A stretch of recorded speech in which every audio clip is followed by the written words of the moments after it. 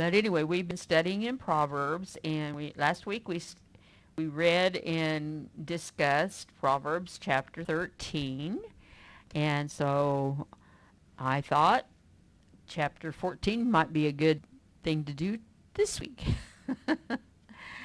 Until God tells me different, I'll just keep going from chapter to chapter. And anyway, we are going, I think we've got time for each of us to read out of our version. Dave out of the the King James Version, and I started to say NIV, but that's not what he has. He has King James Version, and Josie has the Living Word, the Living Bible, and I have the Amplified Bible, and we're going to read approximately 12 verses at a time. So we'll go from chapter 14 in Proverbs, verse 1 through 12 to start off with, and if it takes us a reasonable amount of time, we'll do the same thing with the rest of the chapter. All right, Mr. Dave, will you start us off, please? Every wise woman buildeth her house, but the foolish plucketh it down with her hands. He that walketh in his uprightness feareth the Lord, but he that is perverse in his ways despiseth him. In the mouth of the foolish is a rod of pride, but the lips of the wise shall preserve them. Where no oxen are, the crib is clean, but much increase is by the strength of the ox. A faithful witness will not lie, but a false witness will utter lies. A scorner seeketh wisdom and findeth it not, but knowledge is easy unto him that understandeth. Goeth the presence of a foolish man, when thou perceivest not in him the lips of knowledge. Oh, I said that wrong. Go from the presence of a foolish man. Verse 8. The wisdom of the prudent is to understand his ways, but the folly of fools is deceit. Fools make a mock at sin, but among the righteous there is favor. The heart knoweth his own bitterness, and a stranger doth not intermeddle with his joy. The house of the wicked shall be overthrown, but the tabernacle of the upright shall flourish. There is a way which seemeth right unto a man, but the end thereof are the ways of death. Okay. And Josie, will you read the same 12 verses, please? A wise woman builds her house, while a foolish woman tears hers down by her own efforts. To do right honors God, to sin is to despise him. A rebel's foolish talk should prick his own pride, but the wise man's speech is respected. An empty stable stays clean, but there is no income from an empty stable. A truthful witness never lies. A false witness always lies. A mocker never finds the wisdom he claims he is looking for, yet it comes easily to the man with common sense. If you are looking for an advice, stay away from fools. The wise man looks ahead. The fool attempts to fool himself and won't face facts. The common bond of rebels is their guilt. The common bond of godly people is goodwill. Only the person involved can know his own bitterness or joy. No one else can really share it. The work of the wicked will perish. The work of the godly will flourish. Before every man there lies a wide and pleasant road that seems right, but ends in death. Okay. Every wise woman builds her house, but the foolish one tears it down with her own hands. He who walks in uprightness reverently and worshipfully fears the Lord, but he who is contrary and devious in his ways despises him. In the fool's own mouth is a rod to shame his pride, but the wise men's lips preserve them. Where no oxen are, the grain crib is empty, but much increase of crops comes by the strength of the ox. A faithful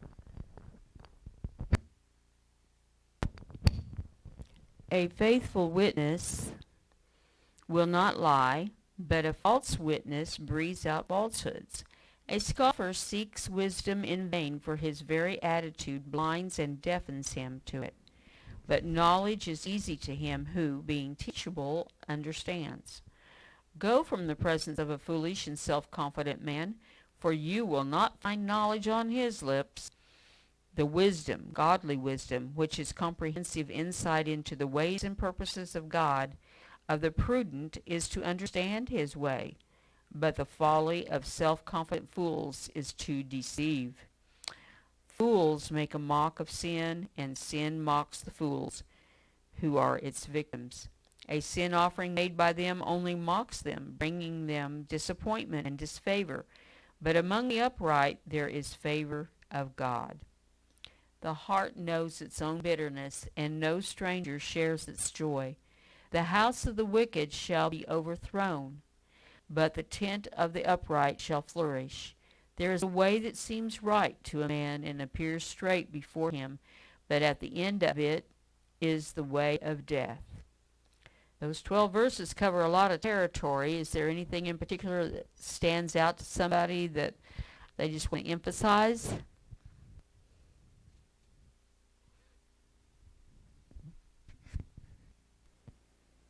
Verse 11. Verse 11. The house of the wicked shall be overthrown, but the tabernacle of the upright shall flourish. And I believe we're at that time in history, in this world, that although all those that want to do their own thing from the top down, the end is coming. There's no, God didn't say that they were going to continue forever in their sin and go against God forever. So what generation is going to come to the end of what they're doing? Maybe we're in this generation, but I know one thing, that those who follow God's ways, they will flourish in spite of those who want to be in control. God will have his way anyways. That is true. Amen. Is there anything that stuck out at you, Miss Josie? No. Other than the fact your glasses are being difficult?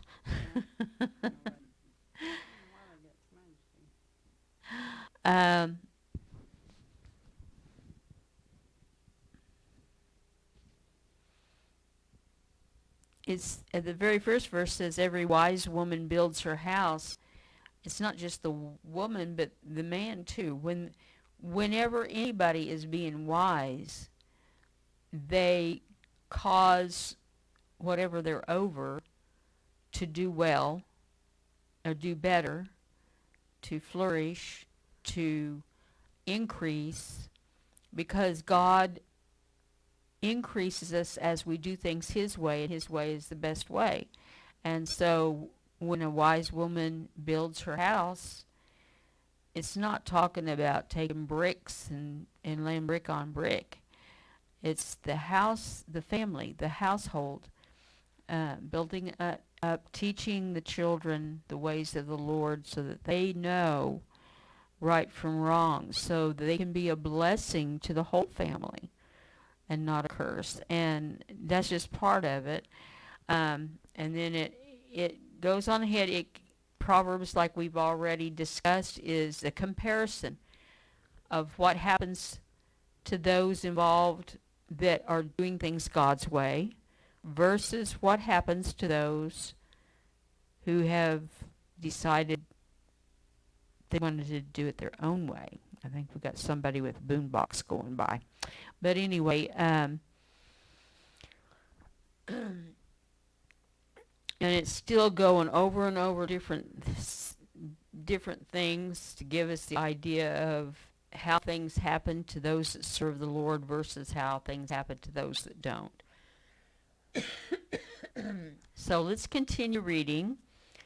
This time we're going to go verses, unless you have a comment you didn't have a minute ago. If you do, speak up. Anyway, we're going to go from verse 13 and stop after verse 24. Even in laughter the heart is sorrowful, and the end of that mirth is heaviness. The backslider in heart shall be filled with his own ways, and a good man shall be satisfied from himself. The simple believeth every word, but the prudent man looketh well to his going. A wise man feareth and departeth from evil, but the fool rageth and is confident. He that is soon angry dealeth foolishly, and a man of wicked devices is hated. The simple inherit folly, but the prudent are crowned with knowledge. The evil bow before the good, and the wicked at the gates of the righteous. The poor is hated even of his own neighbor, but the rich hath many friends. He that despiseth his neighbor sinneth, but he that hath mercy on the poor, happy is he. Do they not err that deviseth evil? But mercy and truth shall be to them that devise good. In all labor there is profit, but the talk of the lips tendeth only to penury. The crown of the wise is their riches, but the foolishness of fools is folly. Okay, Josie, 13 through 24. Laughter cannot mask a heavy heart. When the laughter ends, the grief remains. The backslider gets bored with himself. The godly man's life is exciting. Only a simpleton believes everything he's told. A prudent man understands the need for proof. A wise man is cautious and avoids danger. A fool plunges ahead with great confidence. A short-tempered man is a fool. He hates the man who is patient. The simpleton is crowned with folly. The wise man is crowned with knowledge. Evil men shall bow before the godly. Even his own neighbors despise a poor man, while the rich have many friends. But to despise the poor is to sin. Blessed are those who help them. Those who plot evil shall wander away and be lost, but those who plan good shall be granted mercy and quietness. Work brings profit. Talk brings poverty. Wise men are praised for their wisdom. Fools are despised for their folly. Okay. Even in laughter the heart is sorrowful, and the end of mirth is heaviness and grief. The backslider in heart from God and from fearing God shall be filled with the fruit of his own ways. And a good man shall be satisfied with the fruit of his ways, with the holy thoughts and actions which his heart prompts and in which he delights. The simpleton believes every word he hears, but the prudent man looks and considers well where he is going. A wise man suspects danger and cautiously avoids evil. The fool bears himself insolently and is presumptuously confident. He who foams up quickly and flies into a passion deals foolishly, and a man of wicked plots and plans is hated. The simple acquire folly, but the prudent are crowned with knowledge. The evil men bow before the good, and the wicked stand suppliantly at the gates of the uncompromisingly righteous. The poor is hated even by his own neighbor, but the rich has many friends. He who despises his neighbor sins against God, his fellow man, and himself. But happy, blessed, and fortunate is he who is kind and merciful to the poor. Do they not err who devise evil and wander away from the way of life? But loving kindness and mercy, loyalty and faithfulness shall be to those who devise good. In all labor there is profit. But idle talk leads only to poverty. The crown of the wise is their wealth of wisdom, but the foolishness of self-confident fools is nothing but folly. Any comments? Well, I'm sure we can come up with a lot of comments to every chapter. And verse 15, the simple believeth every word. The prudent man looketh well to his going. And there's so many people today that are just believing every word that they're being told, and instead of asking questions. And it all started with Eve. Why didn't she go and ask Adam about what this other person was saying about, try this, eat this, do this. This is good, looks good, smells good, tastes good. Come on now. Mm-hmm. She didn't bother to ask Adam. But it's all about Adam deciding whether if it's going to be good or not for his family, for his house. And he just went along with it. It's the same thing that's going on today. People are just going along with whatever. Don't ask questions. Where is this all leading? Never mind. Don't look over here. Just do what I say. And that's where we're at today. That's right. Very good. Josie, did you have anything that stood out to you? No? Well, what stood out to me was what Dave just talked about, and then also the one, in the Amplified it says, he who foams up quickly and flies into a passion deals foolishly. When we let our emotions take control, when we give more consideration to our feelings rather than facts of what God would want us to consider, when we let those emotions take control, our decisions are, if not 100%, pretty close to 100% foolish, and they're going to be the wrong decisions to make, and they're going to cause more trouble. It's kind of like those dominoes. When we make decisions based on our emotions, it causes a domino effect, and it affects a lot of people. And it just keeps going and going and going. I don't know if you've ever seen some of those displays where they set up all kinds of dominoes, just a whole bunch of them, and they just, it seems like they're never going to stop falling down. It's kind of neat to watch, but it's a real good example of our actions and our words have a great effect. And a person who is all words and no actions has a bad effect because they're being foolish. They brag and stuff, but there's no action behind what they say. You can't trust them to do what they say. They're too busy talking about it and bragging about it. And so that was another one that kind of stood out for me. So again, it's encouraging us to do things God's way. Any more comments before we go on to the last part? Okay, let's go to verse 25 and read through 35, which is the last one in that chapter. A true witness delivereth souls, but a deceitful witness speaketh lies. In the fear of the Lord is strong confidence, and his children shall have a place of refuge.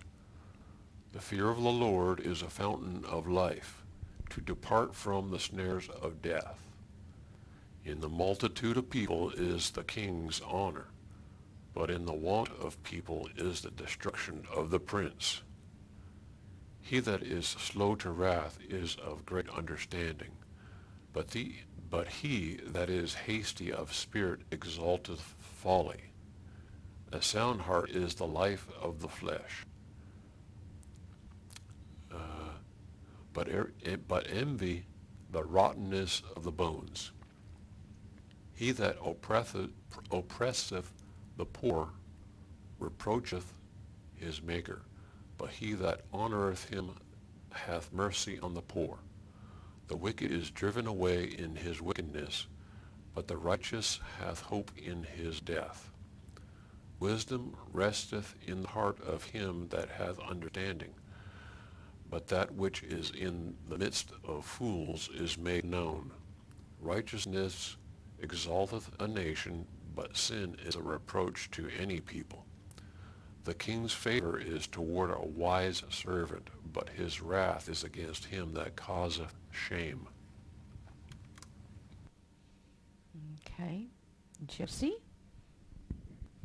A witness who tells the truth saves good men from being sentenced to death, but a false witness is a traitor. Reverence for God gives a man deep strength. His children have a place of refuge and security. Reverence for the Lord is a fountain of life. Its waters keep a man from death. A growing population is a king's glory. A dwindling nation is his doom. A wise man controls his temper. He knows that anger causes mistakes. A relaxed attitude lengthens a man's life. Jealousy rots it away. Anyone who oppresses the poor is insulting God who made them. To help the poor is to honor God. The godly have a refuge when they die, but the wicked are crushed by their sins. Wisdom is enshrined in the hearts of men of common sense, but it must shout loudly before fools will hear it. Godliness exalts a nation, but sin is a reproach to any people. A king rejoices in servants who know what they are doing. He is angry with those who cause trouble. Okay. A truthful witness saves lives, but a deceitful witness speaks lies and endangers lives. Excuse me. In the reverent and worshipful fear of the Lord there is a strong confidence, and his children shall always have a place of refuge.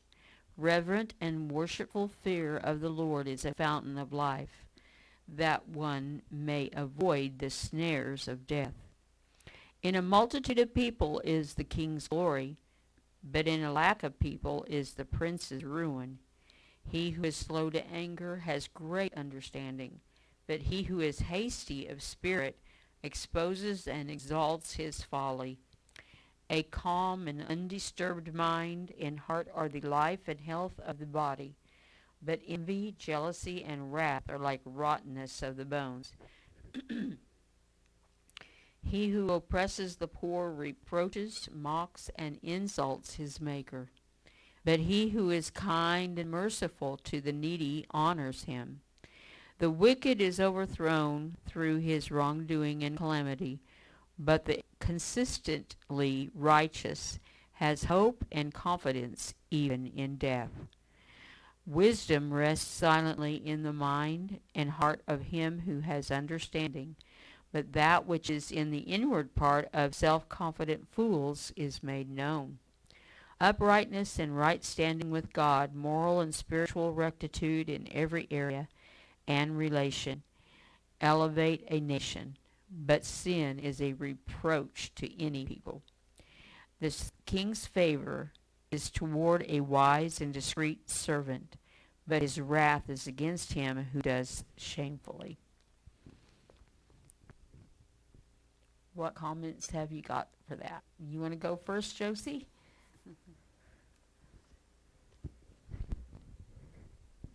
I don't really,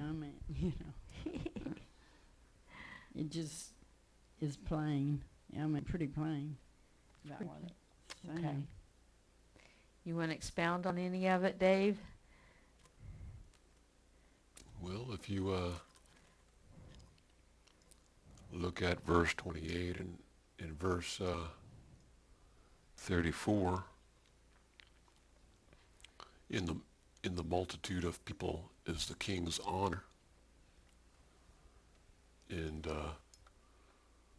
but in the want of people is the destruction of the prince. In verse 34, righteousness exalteth a nation, but sin is a reproach to any people. And I guess you can say that's going on today. What made America great in the beginning was Christians. Yeah. Even though Christians came over here to have freedom of freedom of religion, or to worship God freely without the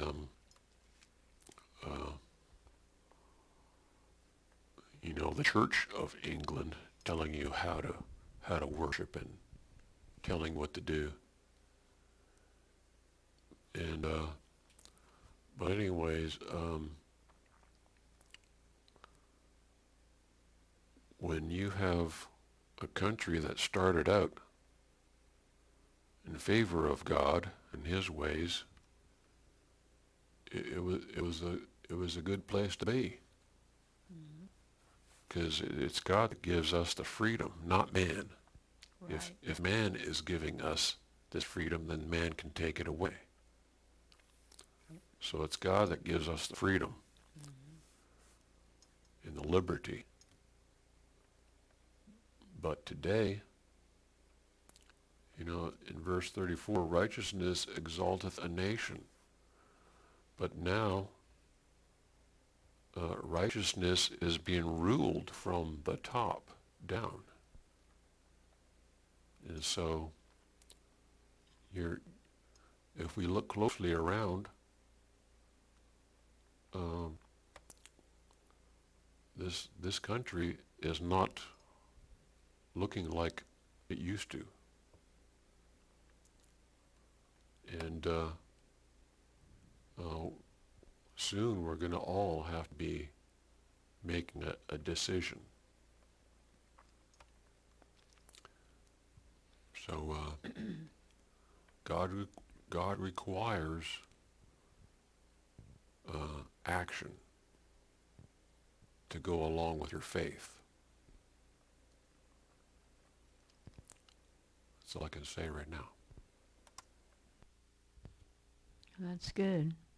Like, we can do a lot of talking, but if our actions don't line up with what we're saying, it's not worth anything. Words are only worth something when there's action that's put behind them. And so, just like it says, the tongue is a little member, but it's hard to control or contain. That is so true, and you can look at it in a positive or a negative way. Bottom line is, even when our emotions are taken over, or especially when our emotions are trying to take over, we need to stop and think about what we're going to say before we say it. And I've got more fingers pointing at me than I do at you. So, it is just so easy to let our emotions control our mouth.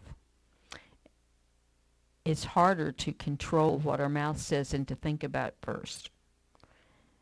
But it's the best way, even though it's the harder way. And that's just, all of this is so full of wisdom. It is a lot to think about.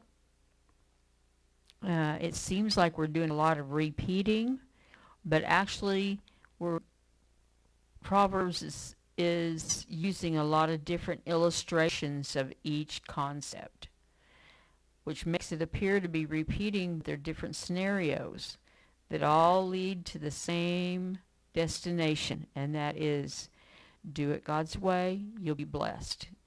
Don't do it God's way, and you'll be cursed. It's just that simple. Whether you're talking about raising your family, whether you're talking about how you deal with things at church, whether you're talking about things the Bible tells you to do or not to do. You know, it's just very plain and simple, no matter how you word it and no matter what you're talking about. Okay, well, I'm done with my comments. If anybody else has another comment or if you have a prayer request,